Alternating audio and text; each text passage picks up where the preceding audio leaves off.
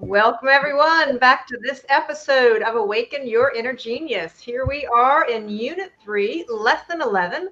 We have our panel here with us, Jim and Jackie Porter, John Bonzel, Ken Pearson. Between these four alone, we have over almost 200 years of experience right here on the screen. And I am thrilled to be here as your facilitator here this evening. And so here we are at August 18th, and it's hard to believe we're now inching our way to the end of our third unit. And so we wanted to start off with just a quick meditation. We've got a big lesson here today, so I'd like to invite everybody to tune in to our ocean sounds. Just close your eyes for a minute and get centered and present in this moment. No matter where you are in the world, may you simply tune in to this universal heartbeat. You can hear the 1-2 pulse. Feeling that universal heartbeat, feeling your own heartbeat, tuning in. Breathing in deeply, breathing out, and becoming centered in this moment of stillness, inviting in the light that you will receive everything that you need to know for this lesson here this evening. May you relax your hold as you're breathing in and out deeply. Relax your hold on any expectations that you might have. Simply tune into the vibration of love, feeling the magnificence of this universal heartbeat. Knowing that if your path and our paths have crossed here in this moment, whether you are in the future or with us here this evening, there is a reason for that. It is our great honor and privilege and joy to be here this evening to dive into Lesson 11. When you are ready, feel free to open your eyes and become centered back here to this moment.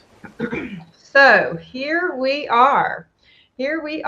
And I'm thrilled to have have everyone on our panel. If you all would unmute yourselves here today. I wanted just to remind us that this is kind of a special broadcast for me, Kimberly Faith. It was 3 years ago tomorrow that I first walked into the Russell Museum. That's right. So I've been calling this on my calendar, my museum anniversary. But John, this was the very first time 3 years ago that we crossed paths, and look how far we've come. Yes, Kimberly, we are celebrating a 3-year anniversary, unlike you and Ken only celebrating a 1-year anniversary. It's going to give him a little bit of a hard time. Well, so boy, he's pushing it, man. He's pushing it. Because I'm going to come at him with it's quality, not quantity, pal. I got way more quality than you got. So little did I know that we're going there. I was really sincerely celebrating the fact that that was the first time I'd ever heard of Walter and Leah Russell and how it changed the course of my life, and how thrilled I am to know that all this time later, after I met John, I then shortly thereafter met Jim and Jackie, and then shortly thereafter met my lovely magnetic partner here, Ken. And it's just amazing how one decision to walk in through the doors of a museum, that someone hands me a brochure, and look how far we've come. And isn't that the case for all of us, how one decision can be life-changing? Absolutely. Yep. Your whole life can change in one day, man. One day, your whole life can change. I look forward to that all the time. So everyone who is here with us, perhaps it's this decision for you to join us here on the home study course. There's a reason why you're here with us. And despite all the changes in the world, what I find, John, as I was thinking about going back to this 3 years, you were that first day I left there with the home study course under my arm, and a stack of books, including my little cosmic clock box of light, prism light. I totally walked out of there. John is quite the consummate salesperson when he was passionately speaking about the work. And I spend months studying this home study course for the first time around. And I couldn't help but think of just how powerful it is for so many of us. And so for many people, it starts with The Man Who Tapped, which you can certainly find a copy there at our sales link there below, and also the home study course.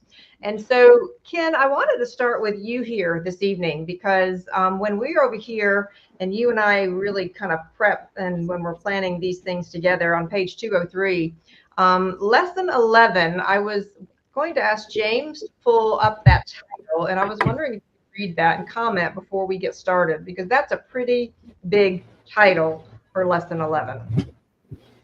Yeah. Yes, higher knowledge continued through the mystery of gravity. We continue to prepare you for a comprehension of sex polarity, which is really interesting because I think it was Mr. Bonzel 2 weeks ago brought up that the sex polarity created gravity, and that, what it's going to explain in here is how that the pistons of duality are created from the polarities of male, female, and that happens on all levels of life. So I think it's good. There's so much good stuff to come, and don't be afraid, again, of the explanations. It's going to be so simple as we go through this, as Mr. Bonzo stated and Jim has stated. If you can count from 0 to 9, and you can know the secrets of the universe. That's the extent of it. That's how it will get no more complicated than that, quite frankly. And so, John, what was that comment that you said Doc often says? If you can read and count to 9, you can master the secrets of the universe.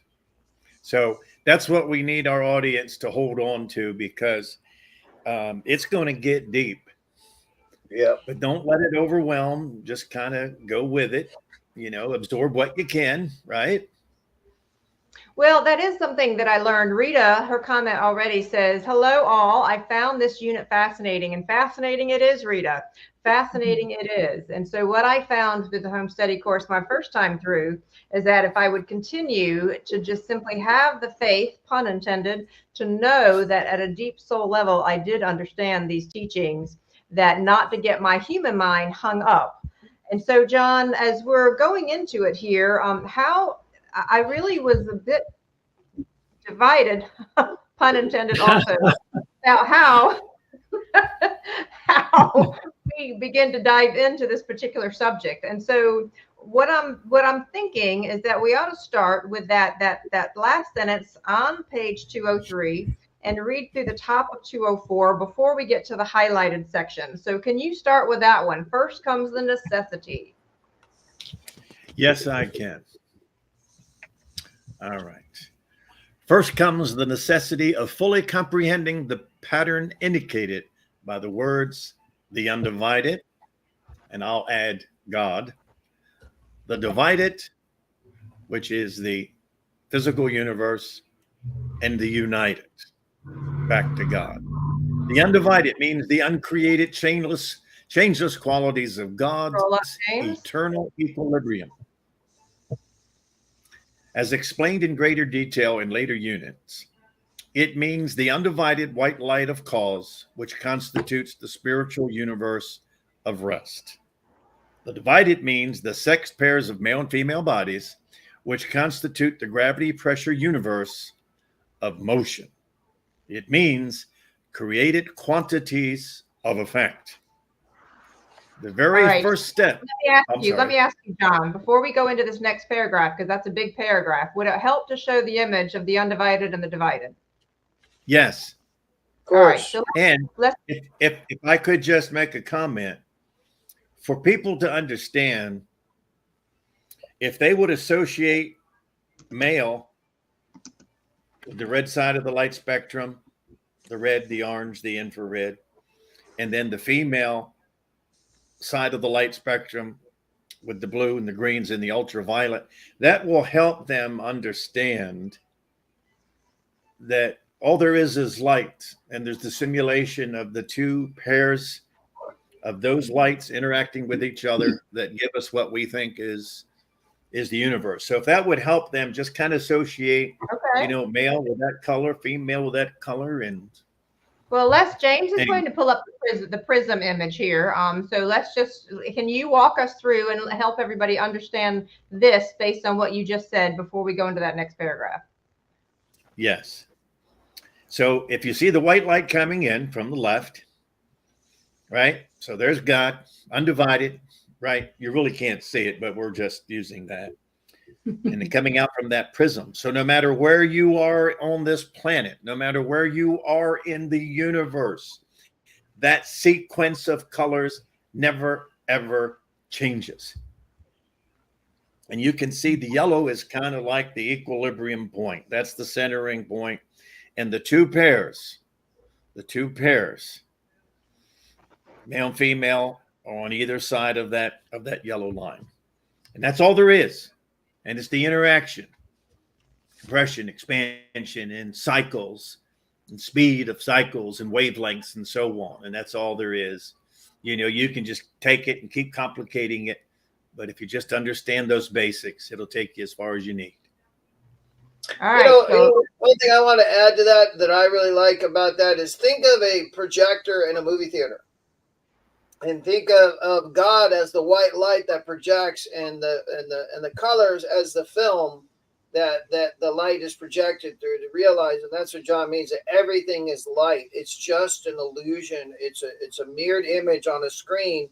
We call it a three-dimensional screen. In a movie theater, you call it a two-dimensional screen. But it's the same principle. That without that white light, we got no movie. We got no imagery. We got no motion.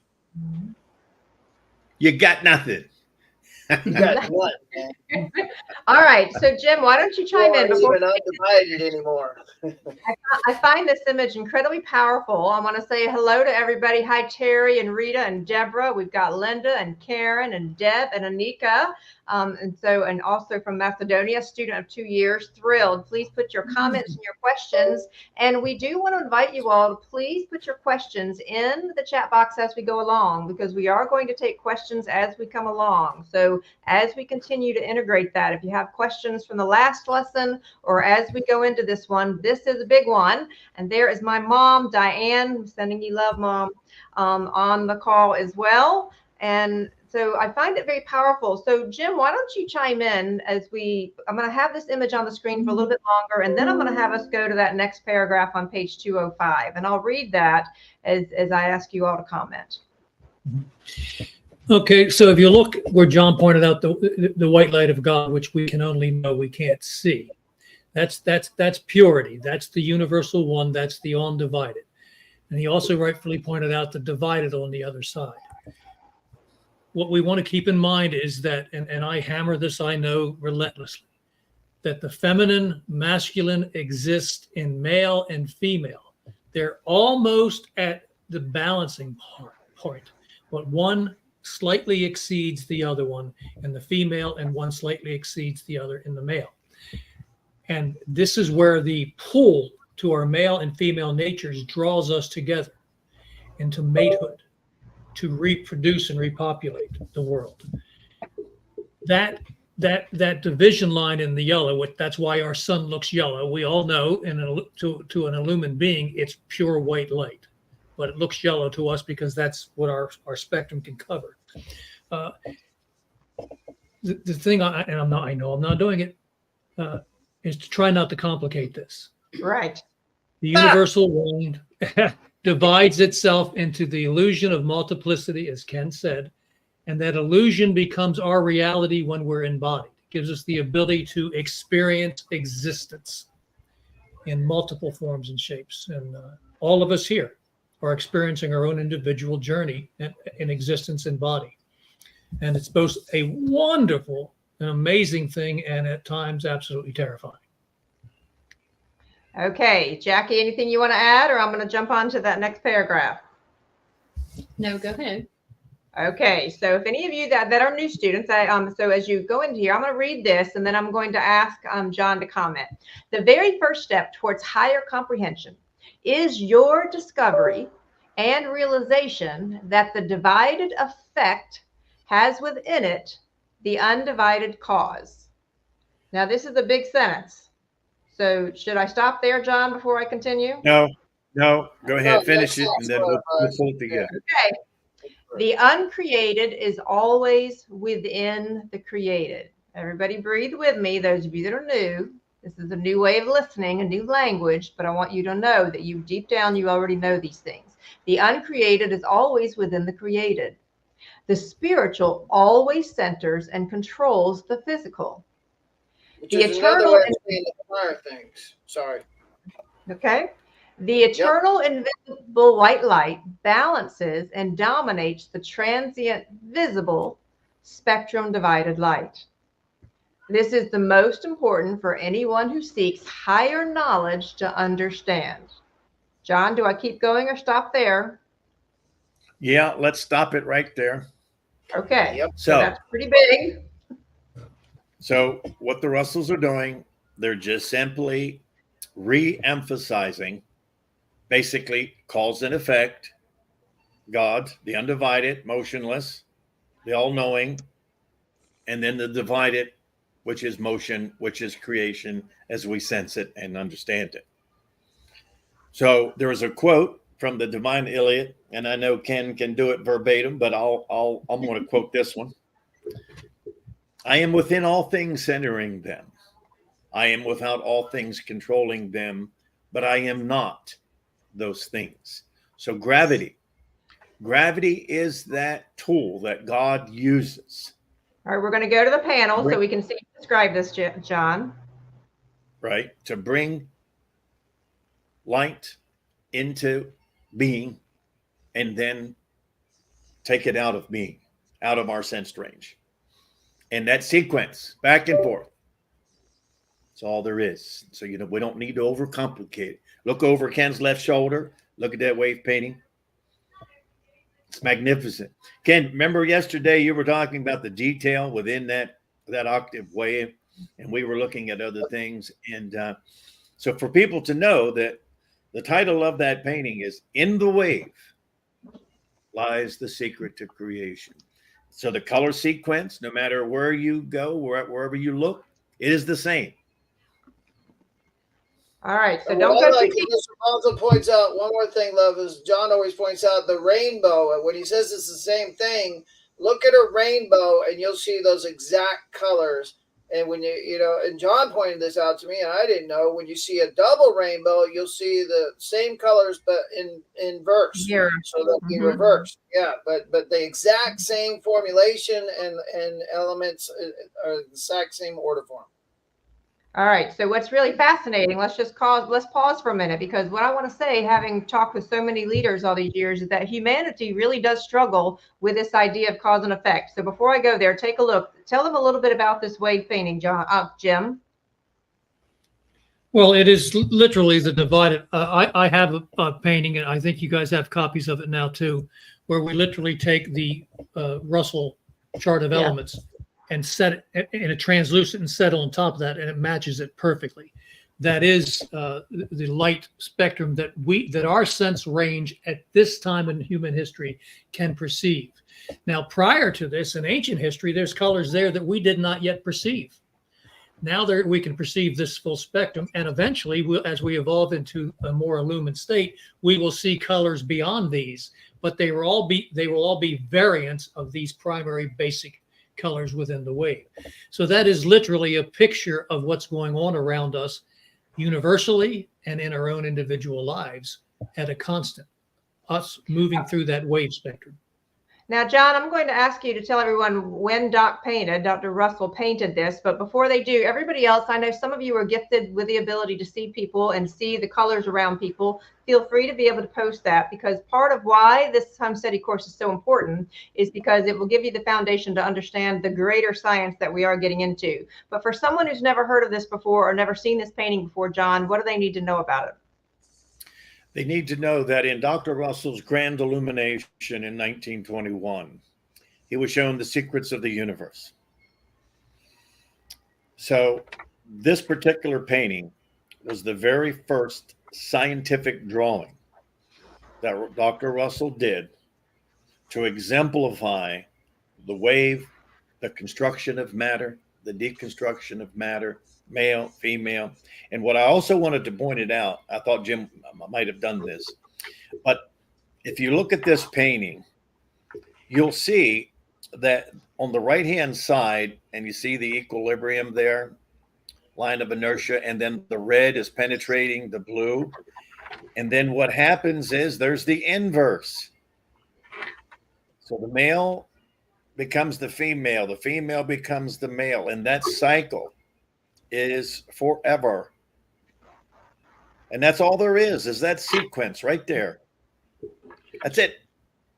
So don't overcomplicate it, right? You got 4 pairs of rings, and we'll get into all that later on in the science, but just kind of allow yourself to know male, female, blue, red, and we'll go easy here and we'll walk everybody through it. Well, so I want to pause for a moment because, first of all, for those of you that want a copy of this poster, you can order it at philosophy.org. And for anybody who wants to ever come see it, you can see it, the original wave painting, at the Waynesboro, Virginia Museum. But I want to mention just how powerful it was when I first saw it. So if we'll go to the panel, James, when I first saw this painting, I mean, when you think back to 1921, there was Dr. Russell trying to figure out how in the world am I going to show humanity. They didn't have Photoshop. They didn't have, all the computer simulations. He had to do it with paint. And when you think about how profound that was for him to sit down and have that memory from the divine to be able to paint that, it really is spectacular. Would you say so, Ken? Yeah, not only that, he had to decode that painting and use academic scientific terms to tell you what it means. I mean, right? So you look at it and you think, wow, that's pretty, but there's, as Jim said, what Jim was referring to when he put that over is that clock behind me, that cosmic clock. You put that right over that painting, and all of those lines line up, the centering poles and all those things line up to that cosmic clock. So that was put on top of that. And that's how magical it is and how many layers that we're looking at.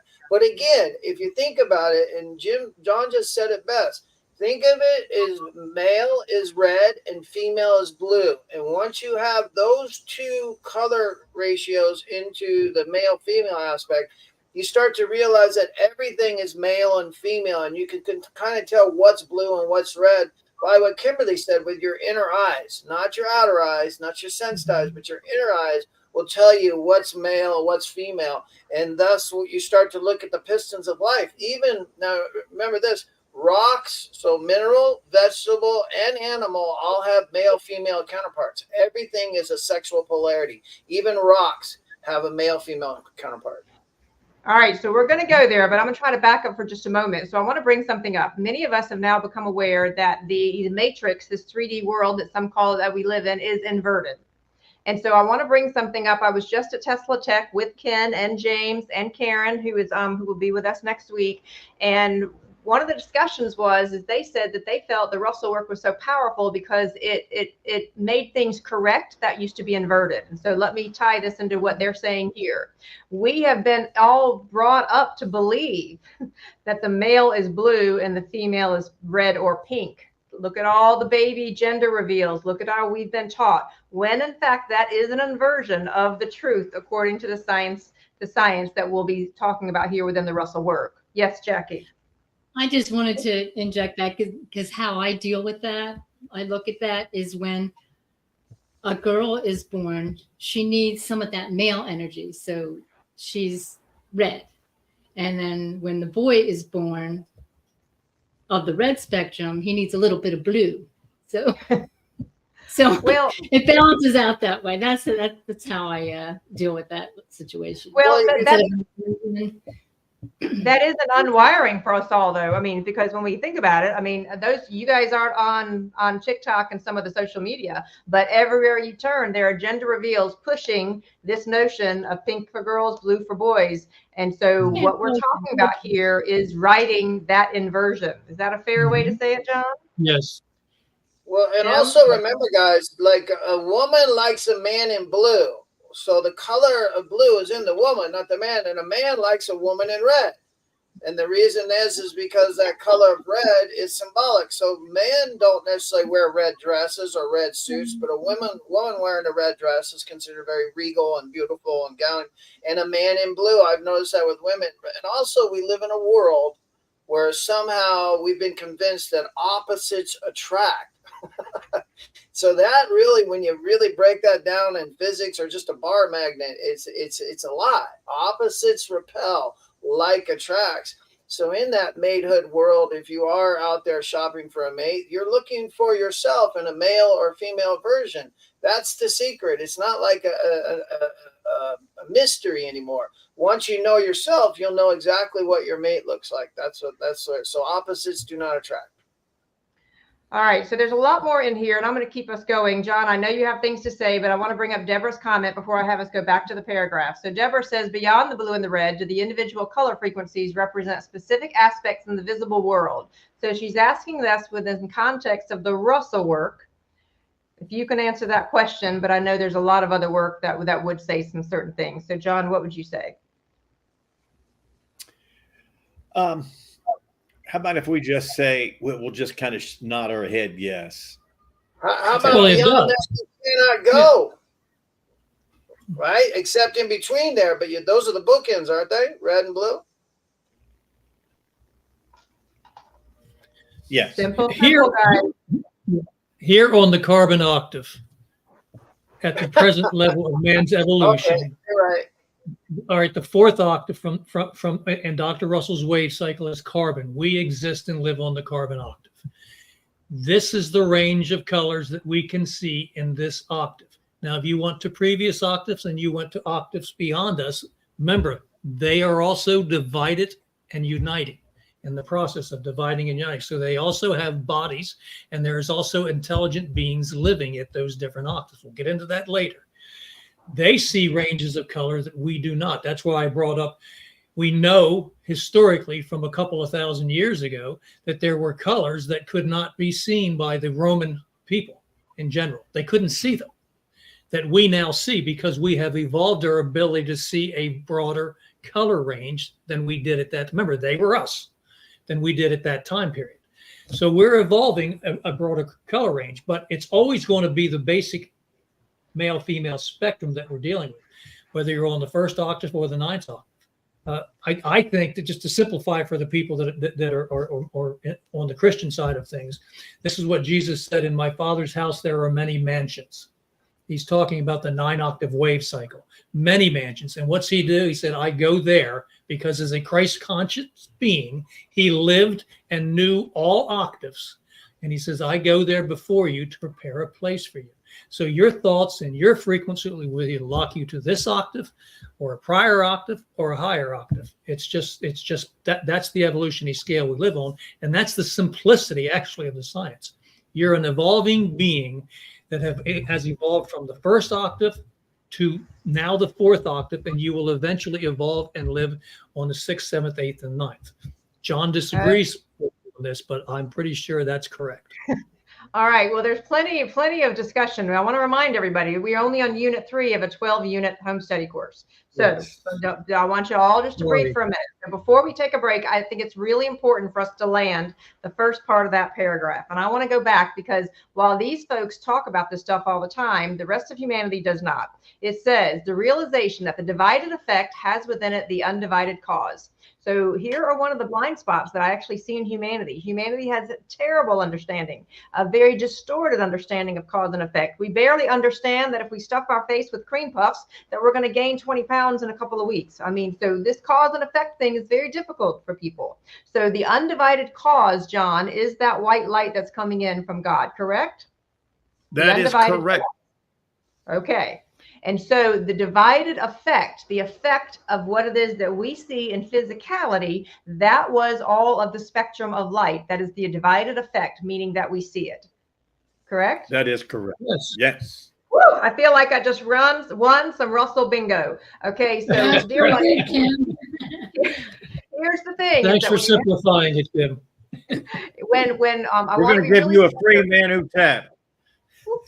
So with cause and effect, what happens the more we go into this home study course, my dear friends, the ones that are listening, these Russell students will start throwing around these things, because what happens is they start building this tapestry of creation, which is so much stinking fun, can I just say? But if you don't get the mechanics and slow down on the mechanics, you can lose what they're talking about later.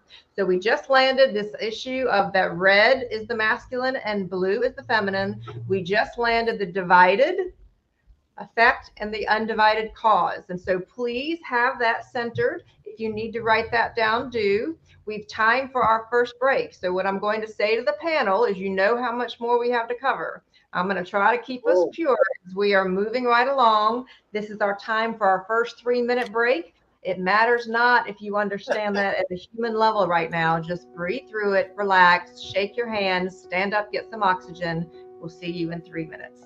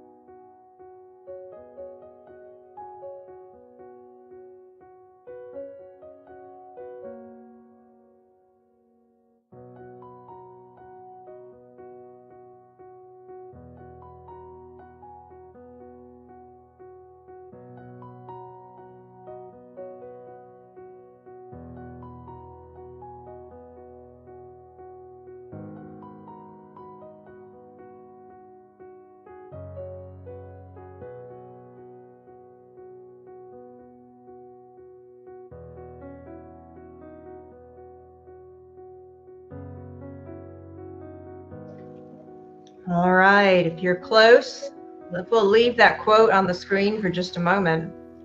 The quote that was on the screen, it says, "Remember also that the undivided is still, while the divided pairs are always in motion." And I think that's very, very powerful quote for us to have centered here. Yeah. So part of, as we get ready to go back to that paragraph, I want to give my team heads up. I'm going to have us finish that paragraph that we were on in 204, and then I'm going to have us jump ahead to 206. But all right, Kim, before you do, oh, I'm sorry.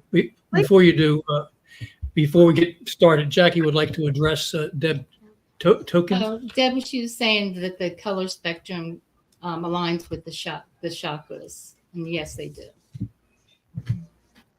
There's much to be said for that. So so now as we go into this, what's important, I'm going to continue reading this particular paragraph and ask for any commentary before we go on and jump ahead over here to page 206. So James, if we could scroll down just a little bit, I'm going to start right after where that blue highlight was. Therefore, we must use every effort for you to understand it. So let's go back to the parable regarding that something in music, which you could hear, but that Toscanini could hear better than you could hear. That something is uncreated. the undivided spiritual idea that exists within the physical simulation of idea, which your physical body cannot hear until spiritual awareness of the presence of the Creator within you unfolds. I'm going to ask John to comment on that, but first I want to bring to everyone's attention, pay special attention in your home study course to whenever things are all capitalized. You know, they didn't have all the opportunities to bold and like we do and make fonts bigger. So the only way they could add emphasis was to underscore and to put it in capitalized words. So John, what does this mean to someone? What it means is this, is that when you are ready, you will receive that which you desire. So what they're saying here about Toscanini in his musical composition, so he's hearing that something, what the Russells highlight, that something. So that something is the silence in between the notes. That's what he's hearing. But he's hearing it spiritually, not physically. And then spiritually, he's bringing it into the physical world by writing it down, by putting it in notes and so on. And is his interpretation. But the key word there is simulation. I'm sorry. Go ahead, John. Simulation of idea, right? Remember, idea never leaves mind. But the simulation of that idea is brought into the physical. All right. So what about, so Toscanini created beautiful music, but what about some of us that actually have a song in our heart that we feel from a very spiritual basis that we sing, sometimes externally or sometimes internally, but we can feel that music and hear it with our inner ears and and see it with our inner eyes that no one else sees. Isn't that a parallel of those of us that don't necessarily aren't writing masterful music, but we're living masterful music? Yes, it's a communion. It's like a meditation. It is. It's like you resonate with whatever notes are coming from that in that particular order, and you're inspired by it.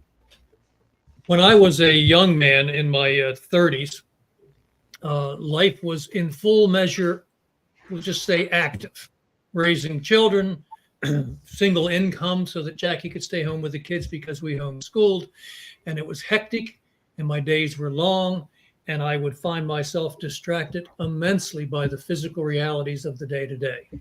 What would save me from that is many, many nights of each week. I would come home, I would sit down, and I would put my favorite piece of all time for me is Beethoven's Ninth Ode to Joy, and I would play that. And I would start off listening to Ode to Joy. But as it progressed, I was talking one-on-one with Creator. That's that stillness within that they're talking about. John, you want to comment? And then I have a story to share that happened at Tesla Tech last week. Well, I was going to try to establish the difference. So what you were describing, the sequence is the same. Okay, but the frequency, and you've heard me use the term the river of thought. Okay, so the river of thought has various frequencies in it. So when someone brings, now the creative process is the same, but for me, my understanding, classical music, the different eras of classical music, it's a different higher frequency in the river of thought, and those that can hear it and interpret it bring it into being. So whatever it is that you're hearing and whatever you're whistling and whatever you're singing to yourself, but the sequence, the process is the same. And Jackie has this experience a lot, Kim, what you're talking about, where she literally hears music out of the ethers. Well, I think we all have when you hear a fan running and you're sitting still and quiet, and all of a sudden this melody comes from the wind and the turning of the blade, or maybe something else in the background that's coming together, and it creates music. It's kind of the same thing, it's just more on a physical thing, but you tap into that source of what's being created in your head. It could be different for everybody. Okay. Okay. Much to say about that. So I was having a conversation with someone. Ken, you have a thought, and then I'll share my story. No, go ahead. Share your story, love.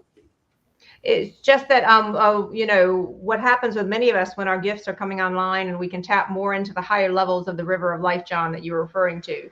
The more you begin to open up, I like to even call it the cosmic aperture personally, but the more you get into it, you begin to understand things at a different level. And so I had someone who was at that level where she had not even meditated before, and she pulled me aside because she says, I feel like there's something you can tell me and you can share with me, and I'm very drawn to the Russell work, but I don't understand why. And my first conversation with her was about the power of meditation and how important it was. And she says, I tried it, I can't get to that still point. And we were talking about the power of music to be able to take her to a place like that. So for me, music is, I believe that, like you have on the top of that cosmic clock behind you, the grand symphony of creation. I believe creation is a symphony, and music is the divine gateway. Well, music is an embodiment. And what did John quote earlier? I am within all things, centering them. Yes, you can find the divine in music. You know, there's levels. What we're going to read about too is the levels of music. We all start out with that barbaric stage, and then we evolve. You know, the evolution is that we go from a chaotic 1/16 beat to a waltz, which is a 1-2-3 beat. We'll talk a little bit more about that in the lesson, but we all unfold naturally. If you think back to caveman days and they were just playing the drums, that was because it stimulated the body. So it's still, remember though, the music, the person creating the sound had to hear something, had to feel something in order for it, and they had to collect that. Even though it was a physical expression stimulating the physical body, it had to be collected from that pool of all music, where all music exists. It all exists in one idea. Wow, very powerfully said. So James, let's go ahead and skip over here to page 206, because we've got a big lesson here ahead of us, and feel free to write down any of your questions as you go along, or else just let it drink it in. So I'm going to go to that paragraph. It says, whenever Jesus referred to the Father, he meant that uncreated source, notice source is all capitalized, of all things, which we are now referring to as that something which all spiritually unfolding people are discovering in every physical manifestation, as they arise above its physical nature, such as we exemplified in the simple example of the uncreated element in music, which Ken was just referring to, which is within the created sound, that manifests the uncreated idea. So if we'll scroll down a little bit, Jesus meant by the word Father, the light of mind, all capitalized M, which God is. The use of the word Father has helped to build the concept of a personal man-shaped God. But that is because his people, most all of ours, were not ready for it. In essence, however, here comes the really, really powerful line from me. He was endeavoring to impress upon people that the Creator was ever present in the created. So I want to ask the panel if they'll comment on that. The Creator was ever present in the created. That's the, Well, that's, go ahead, John. Go, Jim, and then we'll go to John. I was just going to say, I was hoping, Kimberly, you would go ahead and just finish that paragraph. I can, which is the same in meaning as Krishna's words, the undivided is present in the divided. Both were endeavoring to tell man where to find God, but man had not unfolded sufficiently to even grasp the edge of their meaning. What's beautiful about this paragraph, and I'm sorry to interrupt you there, Jimmy, is that here you have two Christ-like beings that are saying the exact same thing. There's no variance to it. The wording, Krishna was 1,000 or 2,000 years before Christ, and both using the same terms, the undivided, within, and that will never change as long as there is existence. So if you can, I'm saying this to our audience, if you can grasp that concept now, it will carry you forever. Wow. How powerful. Jim, you wanted to add to that? Jim, you were going to say something? Yeah, I was just. Oh, go ahead. Go, Jim, and then Ken. I was just pointing out what everyone is saying, is that the one true reality is the universal one is eternal. The seemingly true and a little bit more difficult to grasp, is the physical embodiment, though it too is eternal. It's eternally in motion. And anything that is eternally in motion is an illusion of the true reality. The true reality is our divine self. The illusion is the divided self. But the illusion is there so that we can manifest our divine self through the illusionary body self. So each has its function and purpose, and each are both eternal in their presence. Otherwise, Russell says at the very beginning of Universal One, in essence, nothing begins or is created or ends. It evolves. It's a constant evolution. Constant creating. It's a constant evolution, and so that's why we're trying to get in touch with that divine side of ourselves, inside ourselves. Because when we reach that, then we know how to become masters of the physical universe and manifest divinity through ourselves. All right, Ken. Yeah, I want to go back to this part of here where, Jesus meant by the word Father, the light of mind, which is God. And we as mankind mistakenly that God was a male. And in order for God to be undivided, God must be male and female. Therefore, there is no division.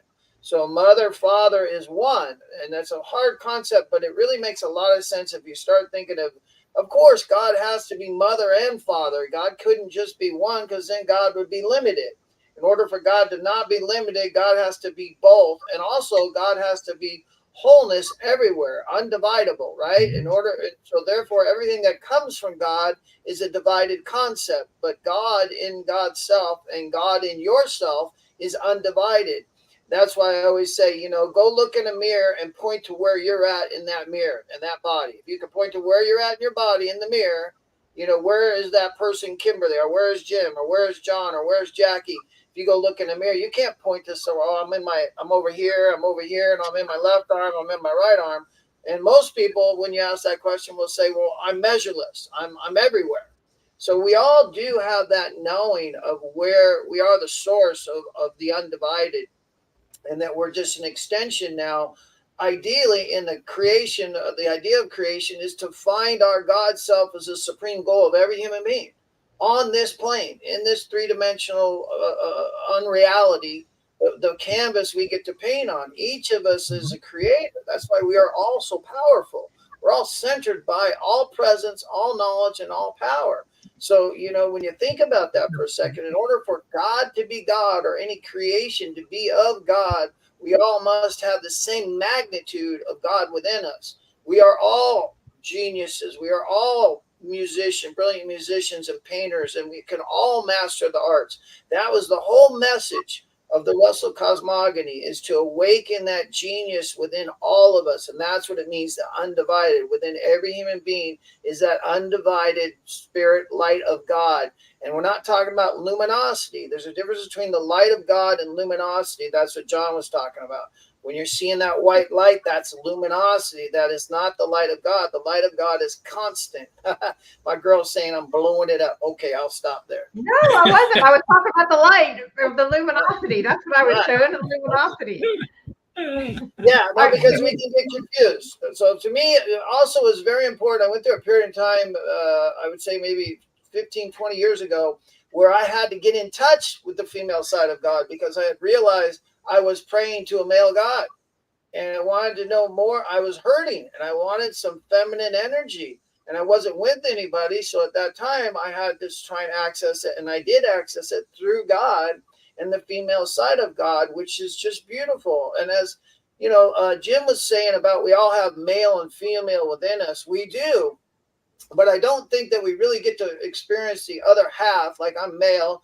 So for me, being in love with my girl over here, Kimberly, I have had something happen where I get to be more in touch with my feminine side by being in love than I did when I was in and of myself. And that's something that we'll get further into as we go along. But that's what it means, that we all have that male, female inside within us. I believe. All right. Go ahead, John. And then I have a practical question for the panel. I wanted to point out to everyone that what's essential about this stage of what we're talking about here is that you have an opportunity here to not be guided and led by the physical and the body to where it predominates your thinking, your actions, and everything you do in life. Whereas now you can grasp that you, as the creator, you're the one that controls through your thinking, through your thoughts of what the physical will be instead of the physical dominating. So, so this is where you need to kind of focus and say, okay, yep, I am that God entity.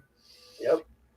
And you can create your own destiny however you want. But if you relent and let the body take over, right, it will take you as deep into the physical as you want to go.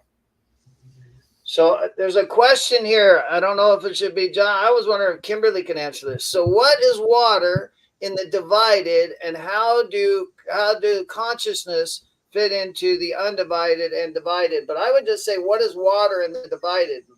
I'm going to throw this to Jim and John right quick, and then I have a practical question for the entire panel. So what is the answer to that one, John? She says, what is water in the divided? H2O. Water in the divided is water. That's a no-brainer. Keep going. And how do consciousnesses fit in the undivided and the divided? Consciousness is God, the undivided light, the creator. Okay? And it is the cause of the divided. And remember, the creator is, we just talked about this 2 paragraphs ago. The creator is always within, the undivided is always within the divided. It's that simple. I'm not quite sure what Karen is asking about. So what is water? I think she's talking about H2O, John. H2O, hydrogen and oxygen. Is that not what water is? It's duality. It's 2 elements. It's just one. I think Leo spoke of, people, psychologists and stuff get into the subconscious or superconscious, when really there is only consciousness and unconsciousness. So when you're in the divided and you're not conscious, you're just unconscious and going where the senses are taking you. When you practice meditation, that your ability to hold on to that consciousness of the undivided becomes more clear, and you can snap yourself into it more quickly than you can if something goes wrong. You're thinking of solutions instead of thinking how miserable it is.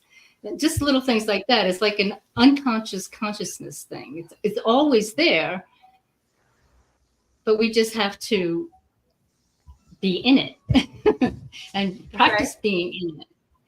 So I noticed something that I think there are a lot of answers to this that we could do, but I did notice something at Tesla Tech that I found quite profound. There are a number of people who are working with water on this planet to elevate the consciousness of water. And they say the more purified our water can become, the more it can help our consciousness and our ability to connect, because so many things have been tainted. Now, I only bring this up because I saw how much love people were pouring into their projects and new modalities around water. And that's what impressed me. There were some people who were feeling incredibly led to send positive energy to bodies of water around the world, to purify the water that everyone's drinking, with an interest at up-leveling the consciousness. And John, I've heard you say many times there's no ritual modality or anything that can actually take us to the divine. And I completely get that. But what I was impressed with was the amount of love. I think everyone right now in different facets are feeling the need to express that consciousness in different ways. And for some, it was through this elevation of water. Well, love is how you perceive total consciousness. So you're dead on there. Well, water is a go ahead. Water is an element. Yes. It's a primary element on this octave. It's in and around everything. It takes many forms. It can be etheric and gaseous. It can be liquid, and it can be solid. It's a remarkable recorder of what happens in thoughts and patterns. And that Japanese gentleman, I forget his name right now, Yamoto, did a wonderful job on that. And if they're experimenting further and showing you the effect of thoughts on water, keep in mind your thoughts have effect on everything. It's just easily record in the crystallization of water. Yes. Yes. So it's a wonderful, wonderful concept. What you think counts.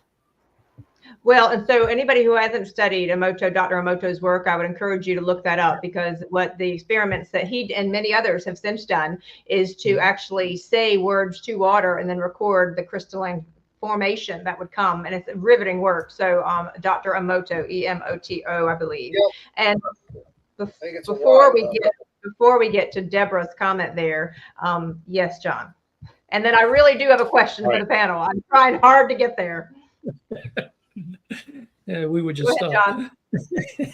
Well, I feel as though I need to kind of correct our panel here.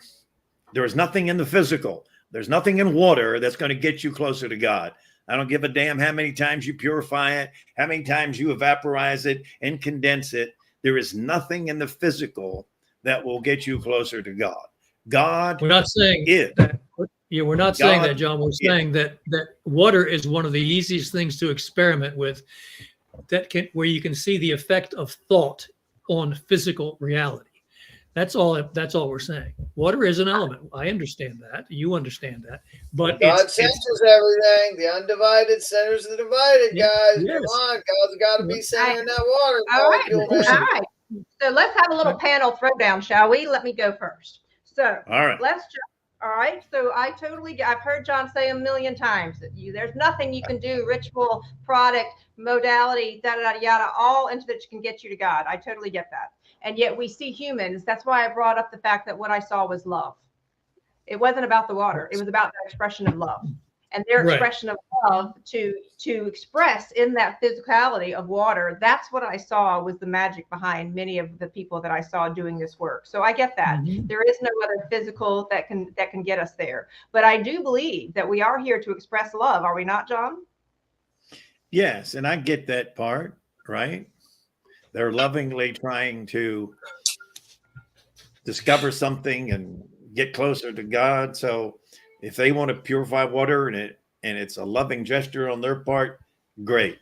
But it ain't gonna get them any closer to God, whether they purify the water or not. But the love principle is a given. That's a given. Okay. Yes. So I want to be sure that we're clear about that. So let me go back to a practical question before we go into Deborah's question here, because I do have an answer for Deborah.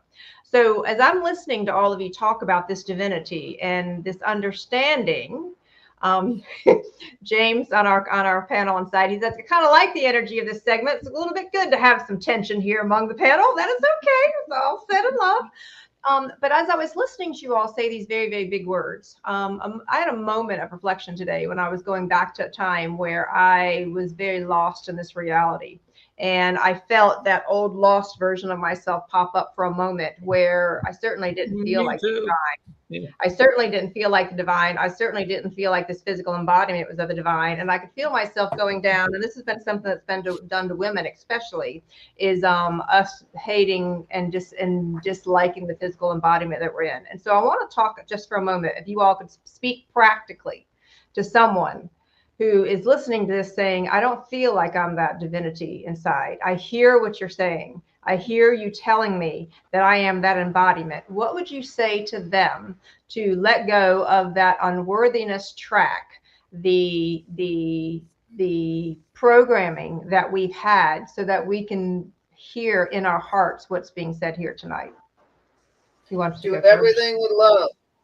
Do everything with love as your motivator. Try and do everything you can lovingly. That doesn't mean you're going to love everything you do, but try and put love into everything you do, because that is the manifestation of divinity, of the undivided, is to act, think, and feel from love. That's the supreme goal.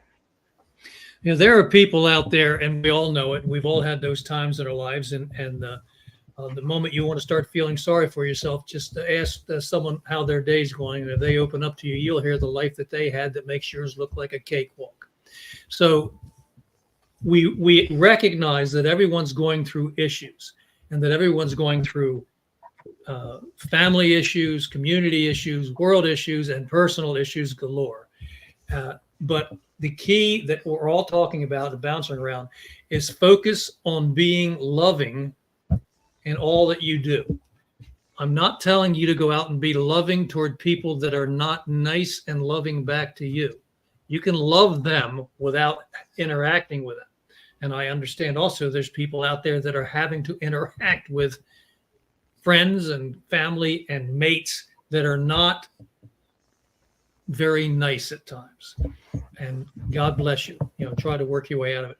But the key to it all is learning how to love through all circumstances, and forgive and love over and over again. And then, of course, try to remove yourself from a negative situation if you can. But through it all, love, just love. Okay.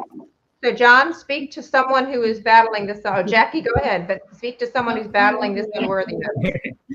Well, I know personally for myself, when I get locked into looking for outside situations to prove I'm worthy, situations that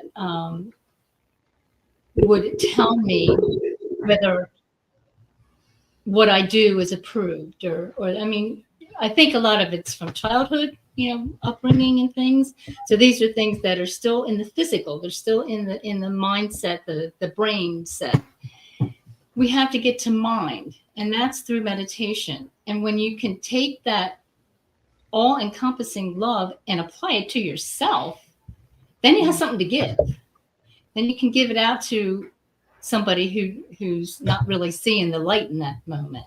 And you can inspire them with it. It's like a little fairy going around with their magic wand and touching them with love.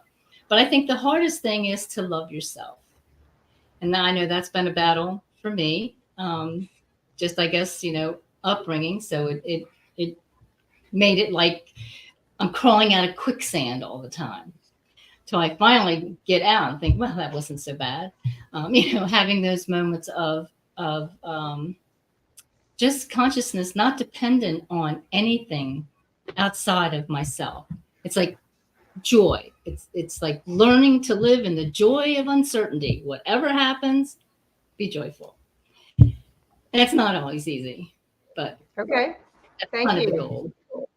And John, what would you say to someone who was having those thoughts? Here's what I would say to them, and Ken can relate to what I'm about to say because of the work that he's done, with addiction and so on and so forth. The first thing that someone that is struggling is that you have got to repent / relent / surrender to a higher source, to a higher being. And until you do that, you, just like Leo said, that you can live either a purposeful life or a purposeless life.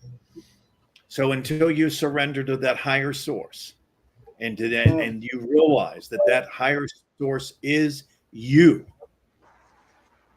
you're going nowhere. You're like a cork on the ocean. Wherever the ocean takes you is where you're going. But once you make that commitment, once you turn yourself over to God, now you got something. Now you can live a purposeful life. You can control your life with your thinking and your thoughts. And it's a process, just like anything else. It's just like trying to hit a baseball or a tennis ball or whatever it is, right? But until you turn over, give it over, let the ego go out the damn door and let God in, you're going nowhere. Well said, John. I would like to add one thought to that before we take a break and then answer Deborah's question. So I am not a huge fan of this word repent and surrender, but I instead get excited about the word invitation, where you invite in a greater understanding. That's exactly what you said, that there is this beautiful, how exciting is it when you begin to understand the secrets of the universe and creation, that we are here to be creators and that we have the power to create our life, and that we can step into the joy and the fun and the partnership of the things that we're talking about. To me, that is an energy that beckons someone out of some of this that we've been beaten down with in the past 2,000 years. Does that make sense? Yeah. Yes. Yeah. No. So we'll continue that conversation. And No, it does, my love. It does. It does good. That was good. That was good.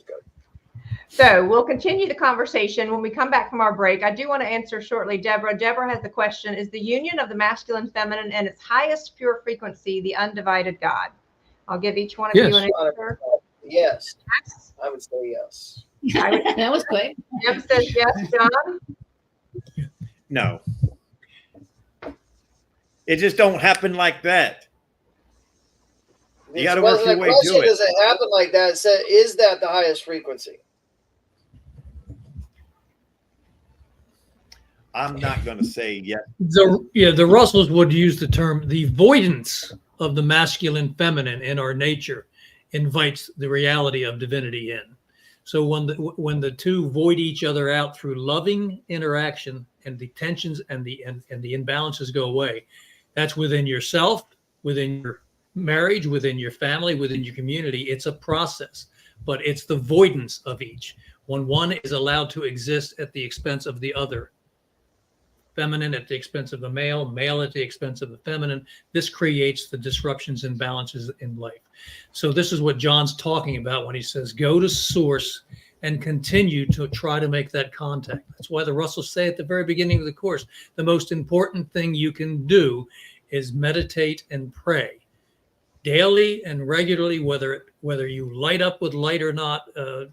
Just do it, because you're transforming your thinking by doing that. And okay, that's all right. So we are having a great conversation here tonight. So my panel, we are going to be going to the bottom of 211. I think it's important to land the concept of balanced interchange in our conversation tonight. So please know we're jumping ahead. For everybody else that's tuning in, just breathe it in. Breathe in the love, knowing that there's something very special here for you. We're taking a 3-minute break. We'll see you shortly. I'm going to get you on the way back, Bonzel. All right, buddy. Okay, man.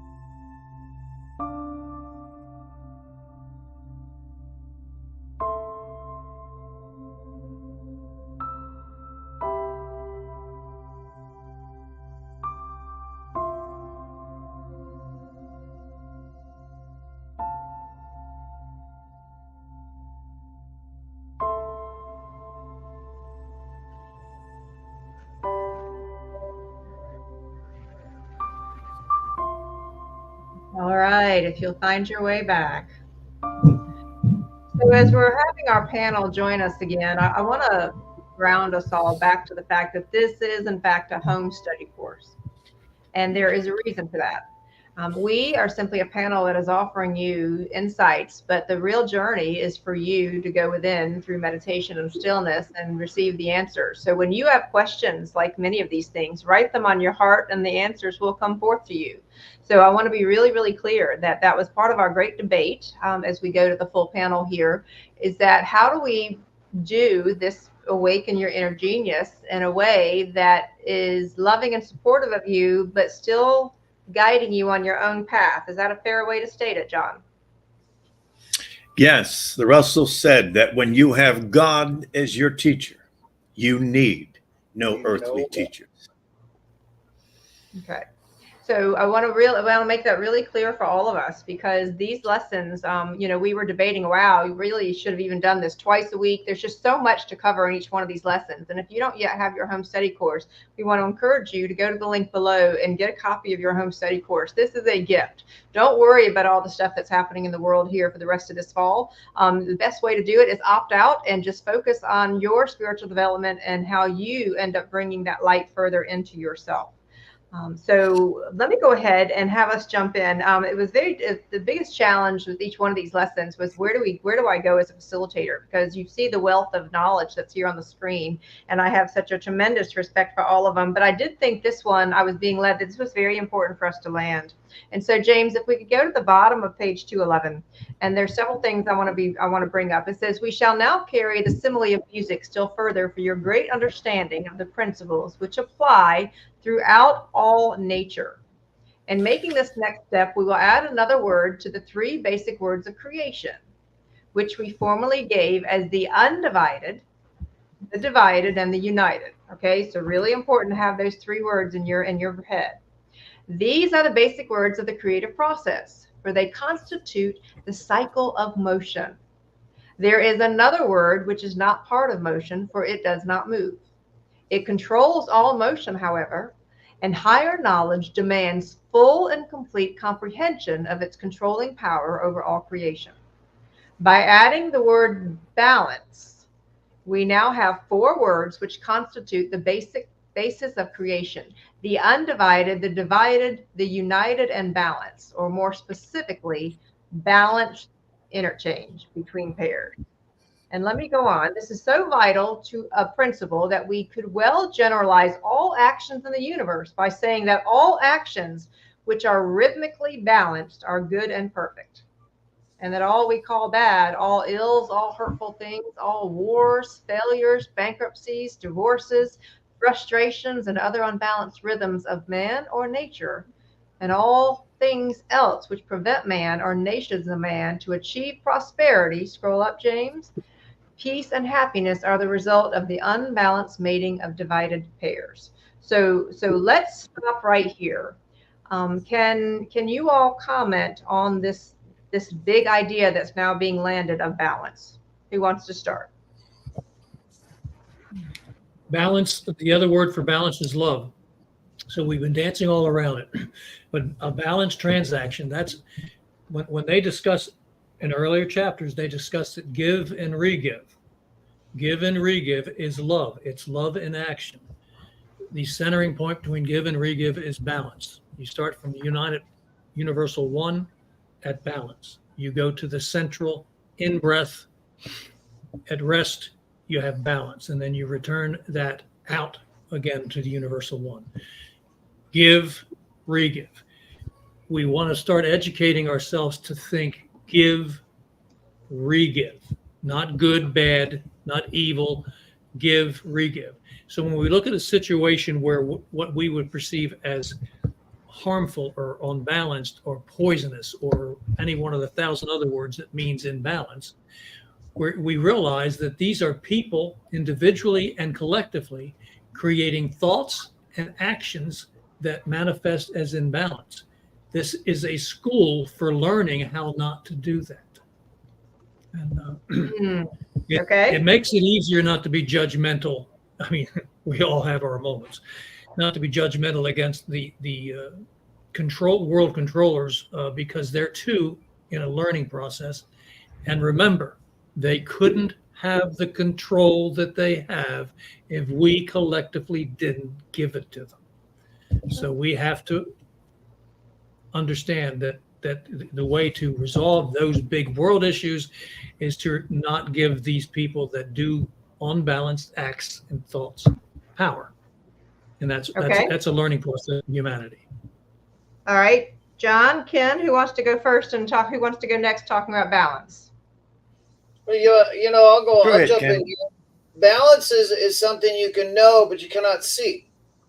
Right? You only know when you're out of balance. You don't know when you're in balance. You're in a normal state. So balance is actually normalcy, quite frankly. So an imbalanced interchange, when anybody takes more than they give, as Mr. Bonzo talks about, so does Mr. Porter, you leave a residue. There's a residue effect, an ill effect. A residue is an ill effect. That means baggage. That means that there's been an imbalance. So balance also is along with some other words we're going to learn about, are things you can know but you cannot see. So staying in balance. How many times do we hear as people talk about, you're out of balance, get yourself back in balance, especially with children. A child's gone out of balance. Well, you can only see when it's gone out of balance. When it's in balance, again, it's a state of normalcy. So it is normal to have balance in our life. It's a quality we should all strive for. In learning to see with the inner eyes an imbalanced interchange doesn't mean I have to necessarily, like Jim said, correct someone or go after someone that's doing wrong things. I just need to know that I'm affected and patterned by my environment. So if someone's out of balance, they can knock any one of us out of balance. So it's so important to maintain a balanced state and to be around balanced individuals, to have balance in your work, your personal and your emotional life, and your thought life, right? You can see how balance is so critical to have a balanced life. It becomes why isn't there more focus on how do I stay balanced and how do I develop an awareness of when I'm not in balance? And I know that, we're talking about a little bit of this God thing in terms of inviting, is there has to be a total dependency. That's what John Bonzo was talking about, I believe, is that we have to become totally dependent on our higher frequency, the highest frequency within us, which is the God frequency, which is the undivided frequency of knowing. Like balance, you can know, but you can't see. Beauty, you can know, but you can't see. So these are things, some more qualities will come up as we go along about the things of why, and everything's interchanging, which we talked about. Everything is reproducing itself and every other thing at the speed of 186,000 miles per second, which man calls the speed of light. We refer to it as the speed of reproduction. Another way of stating that is a person, I'll end on this, my little love, a person that spends 20 years on the ocean, then comes to the land, they don't get land fever. They're just patterned by the ocean. Same thing happens when you're around unbalanced people. They will pattern you. And it's something that I had to learn, that it's a lot easier to pull someone down than it is to pick someone up, especially if they don't have any willingness, right? If you try and help someone that doesn't want to help themselves, you got to get out of it. That's an unbalanced situation, which will leave a residue effect. Go ahead, John. All right, so John, before you jump in, I want to ask the audience, please, to go ahead and place in the chat box, when have you experienced unbalance in your life? Has it been when you've been too consumed by fear, too consumed with security? Is it that you don't have enough physical motion versus stillness in your life? Is it that you have too much tech versus not enough meditation, busyness versus stillness? I mean, what is it? So as we're talking about this issue of balance, I think it's really important that we all share some examples of us or the world being out of balance. John, what's your conversation? Here's what I would like to say. Now, most of the discussion around this word has been attached to emotion. And that's just one aspect of it, okay? But I will say this. Leo gave Jim and I that word as the basis of everything. And if I could, I would say that's probably the one word that guides me daily throughout the day. Every decision I make, every action that I take. Because here's the result of a balanced decision or a balanced relationship, or if you're decorating a room, if things are in balance, right? It doesn't bring you back to it. You move on to the next thing, right? But if something is out of balance, it catches your eye, right? Yep. So you have to make a conscious decision to make a change to balance it. But I'm trying to read my own word here. So another word for balance, let people think of the word symmetry. Think about it. We got two eyes and we got two ears and two nostrils and two lungs and so on and so forth. And when you see leaves of a tree and you see how they come out in pairs, one on each side, and just look for symmetry in life and in nature, and that will help you understand how critical balance is. So yes, you can emotionally be out of balance and so on, but it applies to everything in life. So when you seek balance, you're seeking peace, you're seeking tranquility. And I know you guys like throwing that love word around all the time, but that is the end result. It's a loving thing salt. Because yes. Talk about salt. How is salt balanced? What is the balance? What is salt? Tell us about the balance of salt. The balance of salt, sodium, chlorine, both of them will kill you. Put them together and there is no sodium in it and there's no chlorine in it. It's a new element, but it forms a perfect cube. And that perfect cube is balance. And anything after a cube, Jim talks about the carbon octave all the time, right? 6-sided, that's the cube. And once you get beyond carbon in the chemical world, in the elemental world, then you'll see things become multi-sided. And the Russells are going to get into that later on and so on. So if you want to see something out of balance, all right, you got to know what you're looking for. Very good. Okay. All right. So I would like to go over here to the middle of page 212. And so this is a really, really deep lesson, but this was important because they go right there. It said we're axioms. The undivided is eternally balanced, for it is one. Let's just start there. Anything need to be said? The undivided is eternally balanced, for it is one. Self-explanatory, John? Pretty much. I think All so. right. I'm saying God. Okay. The divided one is eternally the divided one is eternally unbalanced, for it becomes two. What needs to be said there? So just know that the two now have been created from the one, from the balance situation. Now the two out here, all right, are in a state of tension, in a state of motion. All right. So they're divided. They're out here doing their own thing. So you just have to kind of hold on to that. The All right, united, go ahead. okay. The united two can become a balanced one only if each mate of the two is equal. Equal. Right. Hence all the Yeah, so problems go of back humanity. to your seesaw, Kimberly, right? You got, so if one side of the seesaw is heavier than the other, right, that will not be a rhythmic balanced interchange because one side is going to weigh the other one down. But the closer you get to equilibrium, then you can have that beautiful rhythmic 1-2 motion of up, down, right? And then remember this, those two will eventually become zero. They will become stillness at that point of equilibrium. Okay. All right. Very powerful. Very powerful. Let's continue. And it says a balanced unity is possible only where interchange between the mate pairs of every transaction of man or nature is equal and rhythmic. Equal and rhythmic. We shall now apply the foregoing axioms and principles to such human transactions as music, individual and national relations, sex, industry, and other examples necessary to enable you to fully comprehend where the physical expression ends in all such transactions and the spiritual expression begins. Okay, so stop there for a moment. So make this real for me, panel. Make this very real for me. I encourage you to read the next paragraph, and then I think we can make it real. All right. So we begin with sound itself. Sound is created by a collision between two states of motion or conditions of matter. We now consider the creator of the sound. Man, for example, is the creator of the drum beat, the chant, the march, the waltz, jazz, choral, or symphony.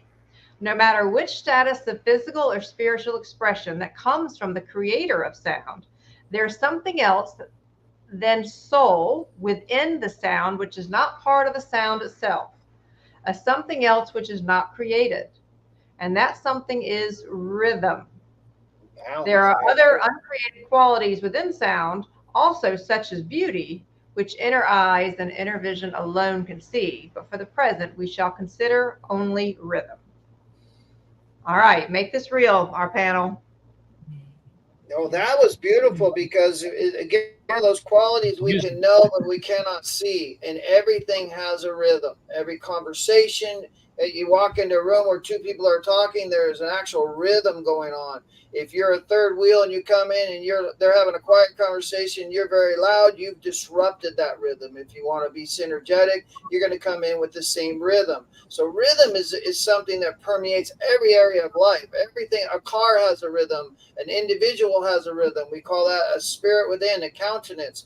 There's rhythm to our demeanor. There's rhythm to our thinking. There's rhythm to everything we do. So it's a quality that am I being rhythmic right now? It's a great checkpoint of where I'm at. Am I in a balanced state? Is my interchange balanced with the world that I live in? Am I harboring good thoughts right now? Am I having good feelings as a byproduct of those good thoughts? And am I taking rhythmic, balanced interchange actions? Right? Are my actions rhythmic? Are my thoughts rhythmic, and are my feelings rhythmic? And remember, it's a thought wave universe, so it starts with thought. It does start with thought. We've got to get our thoughts balanced, and they need to have rhythm. It's such an important quality. So, we call it the RBI, rhythmic balanced interchange. Interchange is not there yet, but it's coming. All right. So as you all dive into that, I want to ask James to go ahead to the bottom of 221. We'll have a discussion about whether we want to have this lesson go on even further, but I do want to show this image to everybody because that's what you just brought up was the wave, the bottom of 221. And so, John, if you would go scroll down quite a bit, James, the bottom of 221. And this is a visual. Keep going. You're going to wait until you see the image of the waves. And so this whole thing is they give us, all right, there it is. They give us descriptions of music and rhythmic balance. And so, John, why don't you comment on this? And then I'm going to ask Jim, what is it that we're seeing a diagram of here on the bottom of page 221? Okay, so we got to keep it to topic, which is rhythm. So everything, every pulse has a rhythm. So the universal rhythm, the universal heartbeat is a 1-2 pulse, that rhythm. Bump, bump, bump, bump, bump, bump, bump, bump. Okay? We go to B. A waltz rhythm has a third beat to it. Just look at it. You see the three things, right? Yep. All right. So a waltz rhythm is the one that you want to move to. Now you're out of balance, and so that third beat wants to put you in motion. Whereas the universal rhythm keeps you in stillness.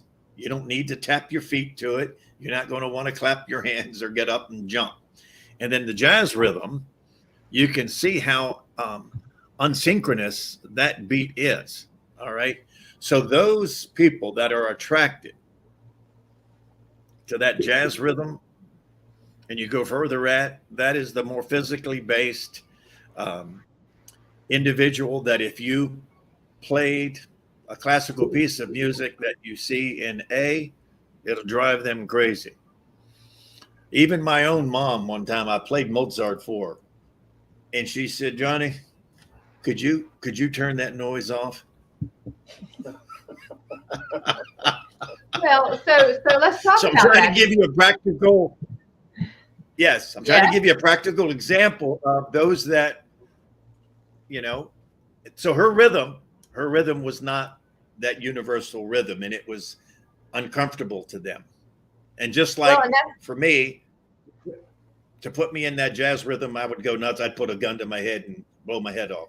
I wouldn't All be right. able to Well, take it. so I want to mention to everybody. So this is important because I think you'll find that a lot of people that are growing in their spiritual awareness, they desire less noise because of this.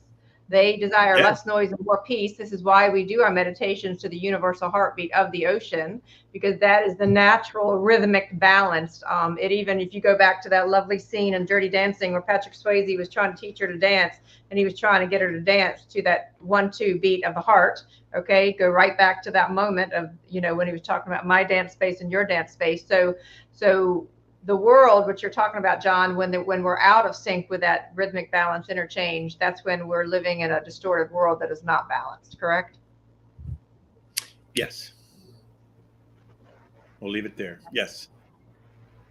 Ken? Yeah, one of the things that I think is so important about the rhythm, if you think about just listening to rap music all day long, and you can imagine, like John's saying, that what's going on in that human being is there's no peace. It's all that chaotic rhythm is going on inside. So even when the music's off, that frequency is still within that being if you record that. And now that doesn't mean there isn't a place for the waltz and there isn't even a place for jazz. So there are places that you can enjoy that to give that physical stimulation, but know that that's what you're doing is if you're looking at to dance, then that's a physical stimulation. So that has an appropriate sound to it. But if we just subject ourselves to listening to TV in the background and keeping the news on, and those are unrhythmic frequencies that are like this jazz music that sit inside you, and they just keep that rattle noise, and why you're never settled. Why, when you take a walk in the woods, you can get that peace of mind. It's never, nature's tonal. It's not melodic. So when we hear the ocean, that's not a tone. What John is referring to in the 1-2 is like Rockabye Baby. That's melodic. There's a 1-2 beat that's melodic, and there's a 1-2 that's tonal. So nature's tonal. Go ahead, John, and then I have a comment.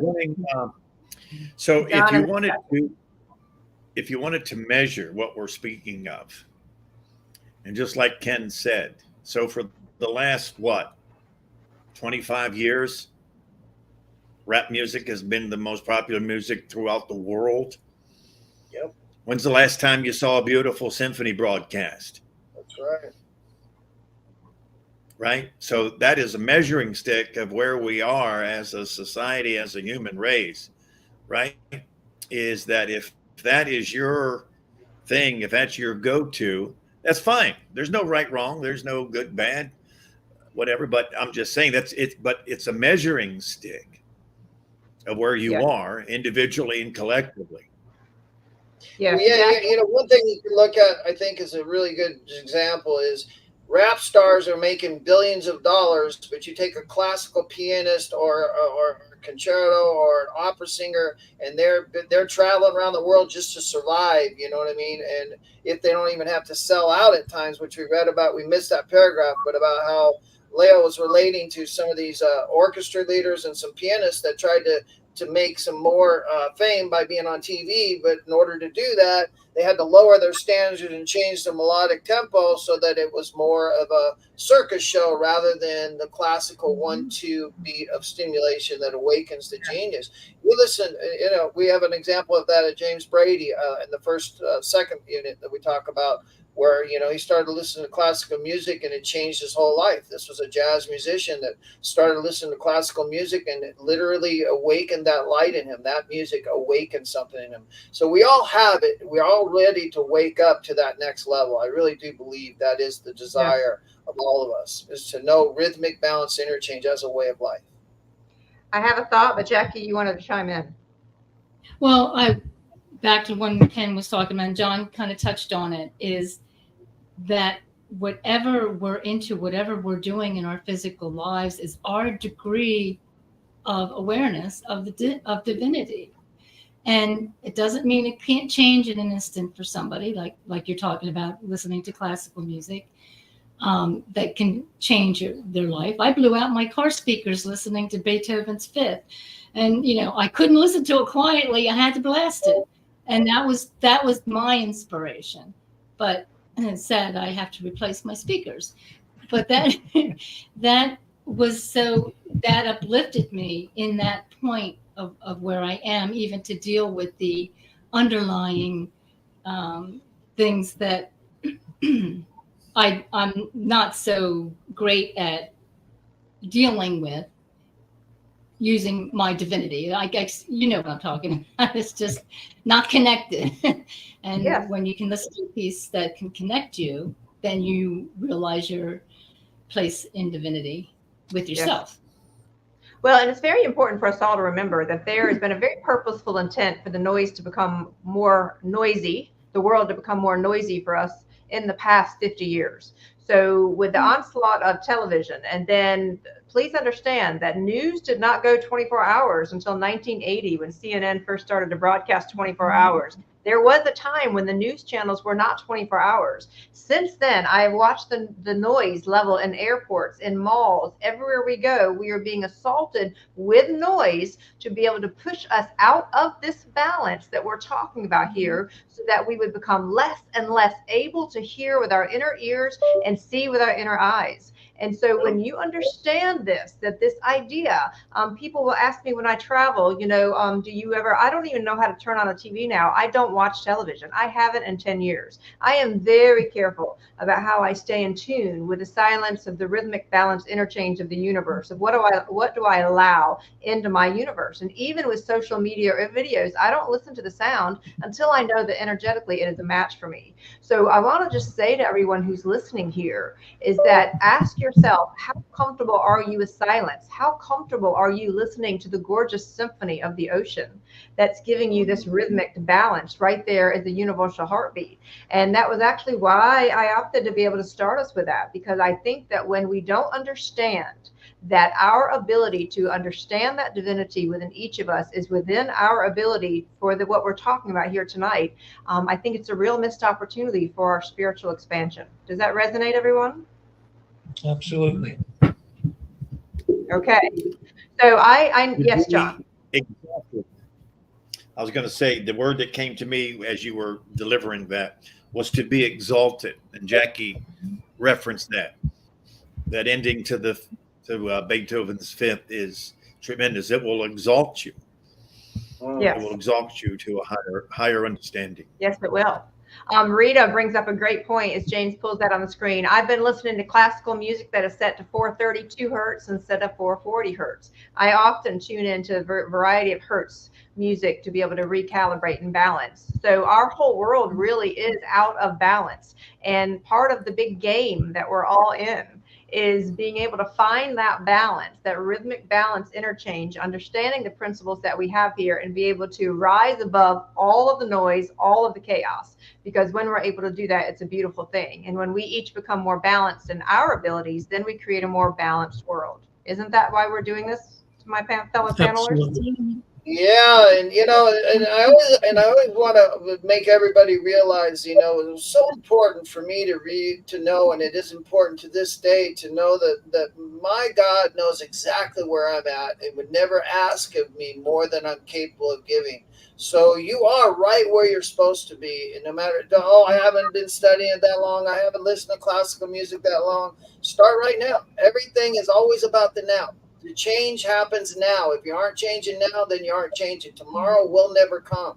It's always about the now, right? I got to reach and have that relationship with God now. And even though, and this is such an eloquent way that this is being laid out, the brushstrokes of what God is omnipresent, omniscient, and omnipotent, which is again, over and over again, articulated that way, that all of that centers in us. So, but it is, like John said, it's a building of a relationship. It's an integration of something into your life, but it starts right now. But so don't pressure yourself like, I'm not getting the full whammy. The light's not on. It isn't a measurement thing. It's just about a desiring thing. The more you desire that relationship, the more you have that relationship.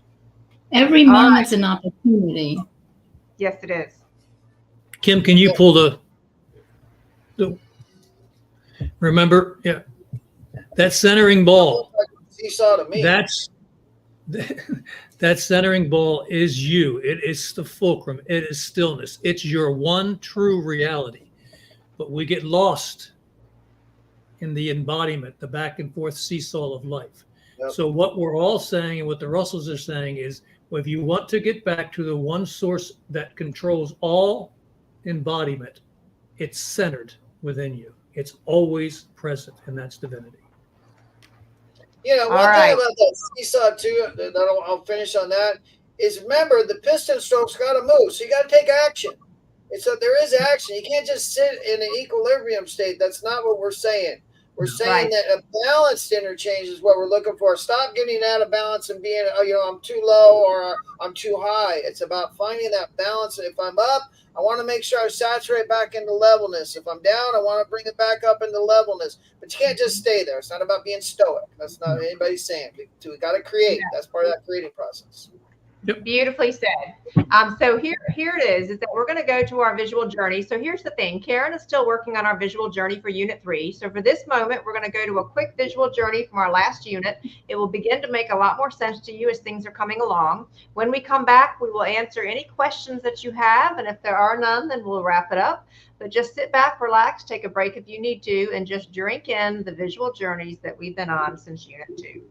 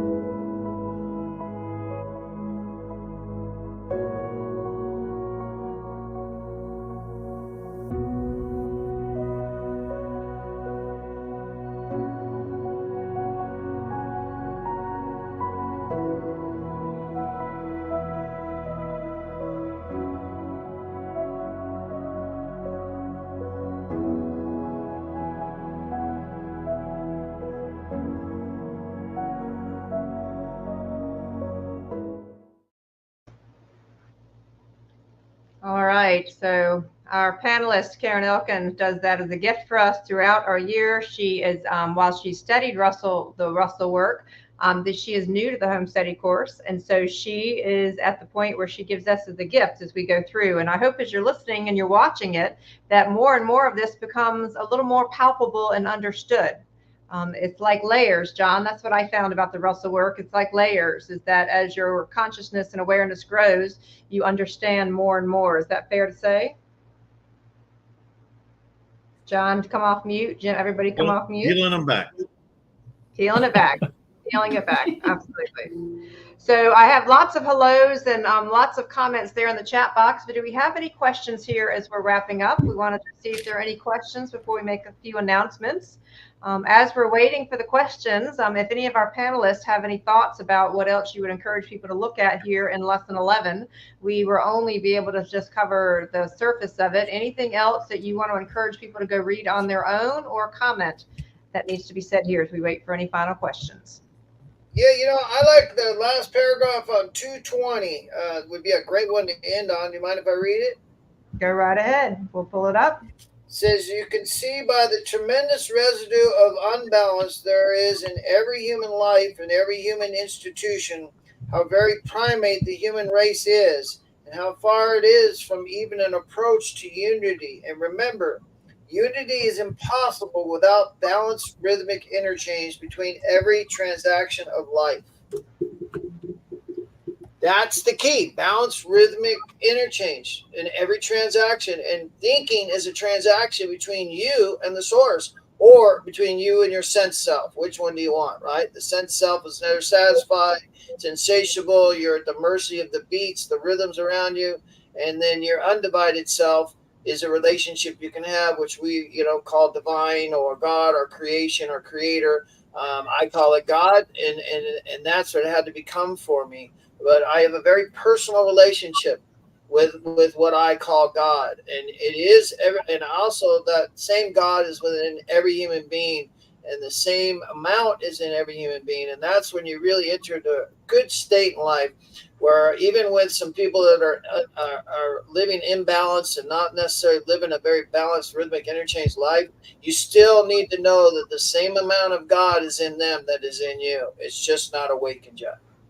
Well, and I think that's an important thing for everybody to ask themselves as we're wrapping up here is, where are you out of balance in your life? Are you spending too much time alone and too little time with people? Are you spending too much time with people and not enough time alone? Where is more balance being called for in your life? And I find that when we actually bring in these lessons into life, it makes everything flow in a much more glorious way. Any other final comments before I make announcements as we wrap up here? Jim, Jackie?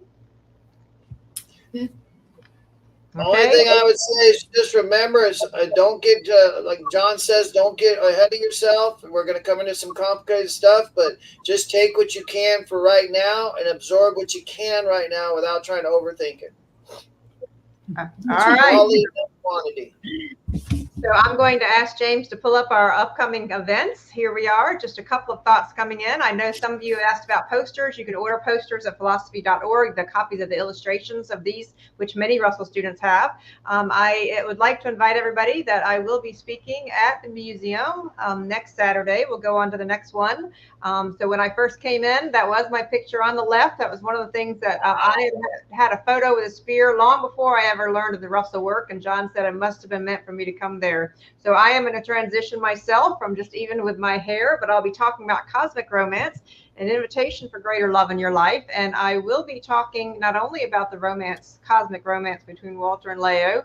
I will be sharing a lot of details about Ken and myself, and I will be documenting the telepathic element of even our journey to make it very real for people, and understanding that the things that we were taught aren't real actually are. So I invite you all, because what's most important is how do you bring more love into your life.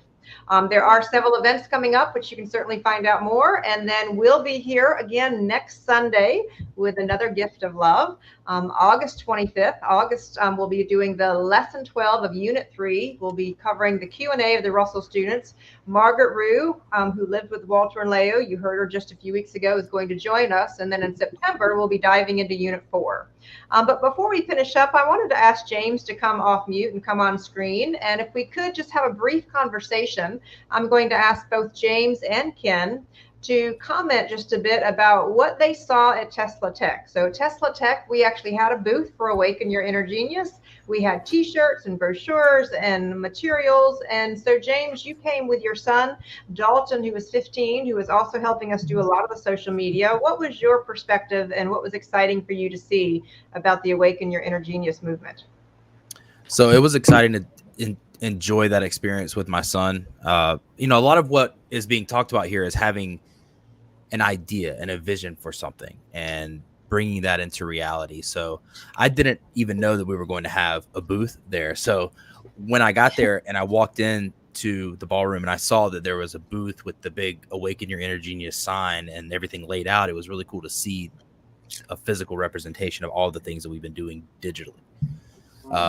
So one of my first jobs was actually as a trade show coordinator. So it's, similar in that there were a bunch of different booths. So it kind of felt like I was stepping back into an old world, but with a more advanced version of myself, tapped into something that was exciting and fun and fulfilling. And then to be able to share that with my son was awesome. Hoping he'll catch the bug for some of the stuff. But while we were there, I enjoyed the speakers, and probably what I enjoyed more was the excitement and curiosity that people had for the Russell Works. People would come up and ask different questions.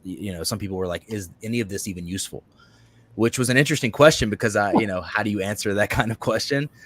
So my go-to was, if you find the intersection between philosophy and technology interesting, philosophy and science and spirituality interesting, then this is for you. So it was just cool to see everybody intrigued by it and the curiosity that it inspired, and it felt like it gave me a real life version, a real life look at what we're actually doing. I love it. Thank you, James. And Ken, you were there. You were an incredible asset there at the booth, of course, as a 30-year student. You were also incredibly supportive of me as I spoke on the agenda. But what did you notice about our time together with this sharing with people about this whole message? I noticed that there was a lot of kooky. No, I'm just kidding. There's a lot of people that were of the light, and that's what I thought was cool, is that there was people actually gathered together for the betterment of humanity, even to the simplest person. That's what they were there for. Whether their agenda was is not up to me. That's between them and their creator. But I will say that it was really nice to see that all of it was about bettering ourselves, bettering humanity, a healthier life. And the reality of it is that ever more and more is spirituality becoming the primary spearhead for evolution as opposed to materialism. It's still conflicted, don't get me wrong, but as it's read about in this particular unit, and Leah was referring to, now we have, hundreds of thousands of people waking up.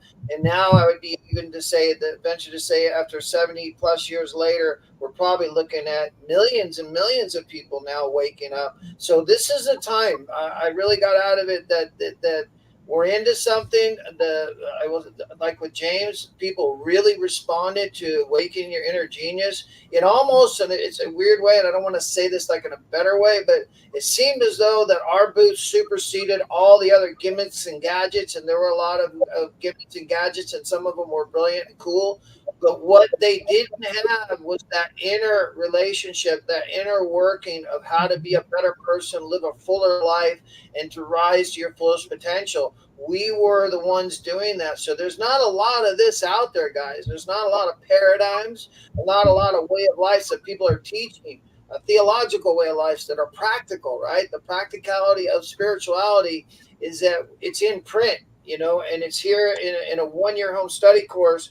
And 1 year is 4 seasons, which represents, our lives are made up in annual events. So if you think about it, you just start today, and then a year later you've done it, and you can't imagine what you're going to be like if you just measured today from a year from now and embarked on this, how much will change in your life and how much you feel more connected. That's what I like too, is it connecting to those kind of people, but really seeing people respond to this message. That was beautiful. Ken, you made me think of something when you were talking about how it seemed like people are waking up and coming to the light. I didn't realize that Tesla Tech had been going on for like 30 years or however long. So a lot of the ideas that were presented, a lot of even the ideas that we discuss here 10, 20 years ago, they weren't anywhere near mainstream ideas. And it was interesting to hear what people were talking about and recognizing that some of these are closer to the mainstream and they're more widely accepted as at least a possibility than they would have been 10 or 20 years ago. Well, and there were people who had to be bold and courageous to speak up about these ideas a long time ago, and even more and more now. People who left their careers that have been in healthcare for 45 years, who have been in manufacturing for 30 years, who have been in some of these industries that says there have to be a better way. So I saw an enormous amount of love at that event. I want to say a gracious thank you to everybody. We had the chance to do a booth at the last minute, so that was one of those things. And I want to say thank you to everyone who's listening. You are part of this co-creation that we're doing here together. And so while I'm excited that this is literally the eve of my 3-year anniversary running across the Russell work, who knew what was going to come forth for that day? And so I have a great deal of love and support for all of our folks that are on the panel, including Joey, who's behind the scenes, who's also helping us. Everyone who's listening here and in the future, please understand how important you are to all of us. Please continue to ask questions, comment on social media, reach out to us, let us know your thoughts. We want to be here to serve you. We have some incredible things ahead. And remember that each day you make a choice about opening up that beautiful light even brighter. And so a gracious thank you to you all. We've come to the end of our time here for this evening. We're not going to say goodbye. We will say until next time. So see you all next Sunday. And I want to say one thing before you go. I want to encourage everyone to bring questions at the beginning of next week. Ask your questions from the unit you just read. It really helps us to find out what you're hearing and not hearing, and maybe even give us some ideas of what more we could talk about. All right, everyone.